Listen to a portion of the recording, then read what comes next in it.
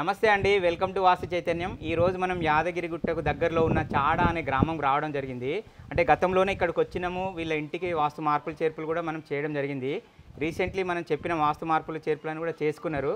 వాళ్ళు ఏంటంటే, సార్ మీరు ఈ రూట్లో వెళ్ళినప్పుడు మళ్ళీ ఒకసారి రండి సార్, మేము మార్పులు చేర్పులు చేసుకున్న తర్వాత ఆ రిజల్ట్ ఏందో సొసైటీకి కూడా మేము తెలియజేస్తాము. వాస్తుని నమ్మడం వల్ల ఎలాంటి లాభం ఉంటుంది అనేది కూడా జనానికి కూడా చెప్తామని అన్నారు. వాళ్ళు అట్లా అంత పాజిటివ్గా మాట్లాడడానికి ఇక్కడ ఒక మెయిన్ రీజన్ ఉందండి. సారు గవర్నమెంట్ స్కూల్ అసిస్టెంట్, అంటే 10 మందికి విద్యా బోధన చెప్పే గురువు. Madam school head master. మాకు జరిగిన లాభము 10 మందికి జరగాలి, అది అందరి దృష్టికి తీసుకెళ్లడం వల్ల మేలు జరుగుతుంది. అంటే మేము విద్యా బోధన చెప్పి పిల్లల అభివృద్ధిని ఎట్లా ఆకాంక్షిస్తామో, వాస్తును మార్చుకొని మేము లాభపడ్డాము, మాకు జరిగిన లాభం ఇతరులు కూడా జరగాలని ఒక మంచి ఆలోచనతోని మేము వాయిస్ ఓవర్ ఇస్తాం సార్. మేము స్వయంగా చెప్తాము. ఈ రూట్లో వెళ్ళినప్పుడు రమ్మంటే రావడం జరిగింది. ఒక్కసారి వాళ్ళ మాటలోనే వినండి. అందరికీ నమస్కారం అండి. వాస్తు చైతన్యం వీడియోస్ చూడడం జరిగింది. వాస్తు నమ్మకం ఏర్పడింది. సార్ ఈ రూట్లో వెళ్ళేటప్పుడు వచ్చిండ్రు. సార్ చెప్పినటువంటి 8-9 దోషాలు ఉంటే అన్నీ సార్ చెప్పిన ప్రకారంగా చేసినాము. మా సార్ అనారోగ్యం వల్ల ఇల్లు చూపించడం జరిగింది. వాస్తుని ఖచ్చితంగా నమ్మొచ్చండి. మా హైదరాబాద్లో ఇల్లు కూడా చూపించాను. అది కూడా ఒక 8-9 దోషాలు, వాయువ్య లోపము, ఆగ్నేయ లోపము, ఈ గుంటలు, నడక, ఇవి ఎక్కువ మెయిన్ ఇంపార్టెంట్ అని చెప్తారు. అవి సరి చేయడం జరిగింది. ఇంకా చదువు మీద, మనసు మీద, ఆరోగ్యం మీద, ప్రతి విషయం మీద కూడా ఇల్లే ఎక్కువ ప్రాముఖ్యత ఉంటుంది అని సార్ చెప్పడం జరిగింది. ఎందుకు మానసిక చికాకులు జరుగుతున్నాయని చెప్పి బాగా ఆలోచించి ఒకసారి వాస్తు రిపేర్ చేద్దామని చెప్పి సార్ని పిలిపిస్తే సారు ఇక ఒక 5 నెలల తర్వాత సమయం ఇచ్చిండ్రు. ఆ ప్రకారమే సార్ రావడం జరిగింది. సార్ చెప్పినట్టే వెంటనే చేయడం జరిగింది. ఇప్పుడైతే ప్రస్తుతం మెరుగైనటువంటి ఫలితాలు కనిపిస్తున్నాయి. మీరు సంతోషంగా ఉండాలంటే ఉత్తర వాయు లోపం చూసుకోవాలని చెప్తా ఉంటా. అది ఏ కులము మతం సంబంధం కాదు. వాయువ్య లోపం ఉందంటే సద్బ్రాహ్మణుల కుటుంబమైనా సరే దాని ఇంపాక్ట్ను అనుభవిస్తూ ఉన్నారు. మనం బ్రాహ్మణ ఫ్యామిలీలో కూడా సో మెనీ పీపుల్ వెళ్ళినాం కూడా. వీళ్ళు కూడా బ్రాహ్మణ్ ఫ్యామిలీ అండి. వాస్తుకు అనుకూలంగా ఉంటే మన ఆలోచన విధానం బాగుంటుందని చెప్తా ఉంటా. ఈడ కూడా ఉత్తర వాయు పెంపు ఉండే, ప్లస్ ఇంటికి కూడా ఉత్తర వాయు పెంపు ఉండే. 2 రకాలుగా అయ్యేసరికి ఏంటంటే వాళ్ళు మొసమరకుండా అయిపోయింది, ఒకదానికి ఇంకొకటి తోడైపోయింది. చాలా ఇంపార్టెంట్ పాయింట్ ఫ్రెండ్స్. ఉత్తర మధ్యస్థానంలో డోర్ ఉన్నప్పుడు ఉత్తర ఈశాన్యంలో కంపల్సరీ కిటికీ పెట్టాల్సిందే. వీళ్ళు ఉత్తరం వైపు మధ్యస్థానంలో డోర్ పెట్టిర్రు. మధ్యస్థానం డోర్లకు నేను వ్యతిరేకం కాదు. ఇంటి విస్తీర్ణం పెద్దగా ఉన్నప్పుడు మధ్యస్థానంలో డోర్ పెట్టుకోవచ్చు, నో ప్రాబ్లం. చతుశాల భవంతులు, త్రిశాల భవంతులు ఉన్నప్పుడు 4 వైపుల మధ్యస్థానాలలో పెట్టుకోవచ్చు, నో ప్రాబ్లం. కానీ చిన్న ఇల్లు ఉన్నప్పుడు మాత్రమే ఈశాన్యంలో పెట్టుకోవాలని చెప్తా. ఒకవైపు తూర్పు ఈశాన్యంలో డోర్ ఉంది, ఇంకొక వైపు ఉత్తర మధ్య స్థానంలో ఉంది. నా వీడియోలలో డోర్స్ అని కొడితే ఇదే వస్తుంది. 2 దిక్కుల మధ్యలో పెట్టుకున్న వాళ్ళకు కూడా అంత అనుకూల ఫలితం లేదు. అంటే ఇల్లు సైజు చిన్నగా ఉన్నప్పుడు 2 దిక్కుల్లో కూడా ఈశాన్యంలో పెట్టినప్పుడు కూడా అంత అనుకూల ఫలితం లేదు.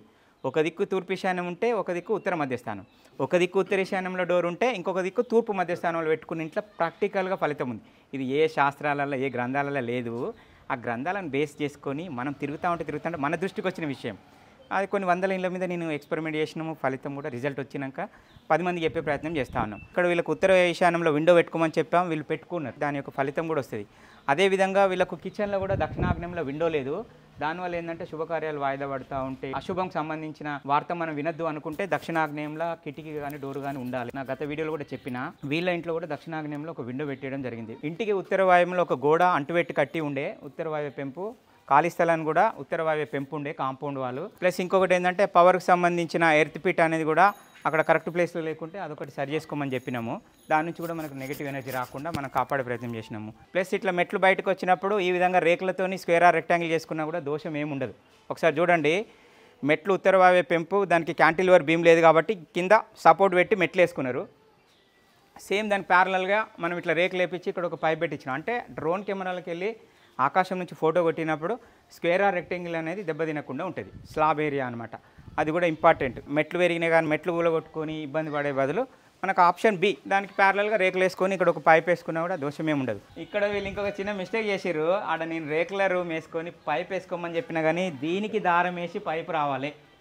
ఈ రోజు మనం రావడం వల్ల ఇదొకటి, ఇది ఇంపార్టెంట్. ఈశాన్యం తగ్గిన లోపమే. ఇప్పుడు కానీ తూర్పు గోడకి ఇట్లా లైన్ డోర్ వేయాలి, మెట్లకి లైన్ డోర్ వేసి ఇట్లా వచ్చే ఈ కార్నర్ ఉంటుంది కదా, ఈ 90 degrees కార్నర్ ఇక్కడ పైప్ రావాలి. ఈశాన్యంలో పైపులు రౌండ్ షేప్ కంటే స్క్వేర్ షేప్ వేసినప్పుడు ఆ చిన్నపాటి దోషం కూడా ఉండదు. చూసారు కదా, మనం ఎంత చెప్పినా ఆచరించడం అనేది ఇంపార్టెంట్. ఇక్కడ మనం అంత మంచిగా వీళ్ళకి పేపర్ మీద కూడా ఎక్స్ప్లెయిన్ చేసినాం. అప్పుడప్పుడు చిన్న మిస్టేక్ జరుగుతూ ఉంటాయి కాబట్టి 1కి 2 సార్లు మనము చేసుకున్నది 100% ఫలితం ఉండాలంటే చేయడం కూడా 100% పర్ఫెక్షన్గా చేయాలి. ఈశాన్యము ఎట్టి పరిస్థితుల్లో అది గోడ కట్టినా సరే, పైపు పెట్టినా సరే, ఇక్కడ ఒక చిన్న పిల్లర్ కట్టినా సరే తగ్గి వెనుకకు ఉండొద్దు. ఇది ఈశాన్య లోపం కిందనే కౌంట్. ఫ్రెండ్స్, ఇలాంటి field visit, voice overs, result వచ్చిన తర్వాత కూడా మీకు ఇచ్చే ప్రయత్నం, ఆ తపన ఏంది, మీరు మార్చుకొని లాభం పొందుతారు. మరింత ఉన్నత స్థాయికి నా యొక్క సబ్స్క్రైబర్ అందరూ చేరుకోవాలనే ఒక తపనతోనే అంతిమంగా దీని ఉద్దేశం ఏంది, మీరంతా బాగుపడాలి, ఆచరించాలి. ఎవరో ఏదో చెప్పినంత మాత్రాన వాస్తుని పెడచెవిన పెట్టితే నష్టపోయేది మీరే. వీలైనంత వరకు ఆచరించి అభివృద్ధిలోకి రావాలని నేను మనస్ఫూర్తిగా కోరుకుంటున్నానండి. Thank you.